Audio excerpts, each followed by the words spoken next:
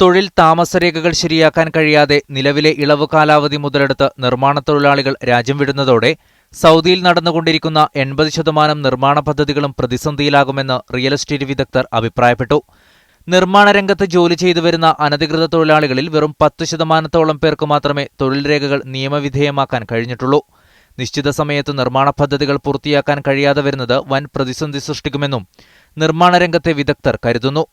ഈ രംഗത്ത് പണിയെടുക്കുന്ന തൊഴിലാളികളിൽ ഭൂരിഭാഗവും മറ്റ് സ്പോൺസറുടെ കീഴിലുള്ളവരോ താമസരേഖ കാലാവധി കഴിഞ്ഞ് പുതുക്കാത്തവരോ ഉംറ, ഹജ്ജ് വിസയിലെത്തി രാജ്യത്ത് അനധികൃതമായി തങ്ങുന്നവരോ ആയിരിക്കും. ഇവരുടെ പിൻവാങ്ങൽ കെട്ടിട നിർമ്മാണ രംഗം സ്തംഭിപ്പിക്കുമെന്നാണ് റിയൽ എസ്റ്റേറ്റ് സ്ഥാപനങ്ങൾ ആശങ്കപ്പെടുന്നത്. അക്കാരണത്താൽ തന്നെ ഇളവു കാലാവധി നീട്ടാനുള്ള അഭ്യർത്ഥനയുമായി ബന്ധപ്പെട്ടവരെ സമീപിക്കാനൊരുങ്ങുകയാണ് നിർമ്മാണ രംഗത്തെ പ്രമുഖ സ്ഥാപന ഉടമകൾ. എന്നാൽ നിത്താഖാത്ത് നടപ്പിലാക്കുന്നത് മൂലം നിർമ്മാണ തൊഴിലാളികൾ രാജ്യം വിടുന്നതിലൂടെ താൽക്കാലിക പ്രയാസങ്ങൾ നേരിട്ടേക്കാമെങ്കിലും നിയമപരമായ വിസയിൽ തൊഴിലാളികളെ റിക്രൂട്ട് ചെയ്യാവുന്നത് കാരണം സ്ഥിതിഗതികൾ നേരെയാകുമെന്നാണ് ഇത്തരക്കാരുടെ അഭിപ്രായം. Media 1, Jeddah.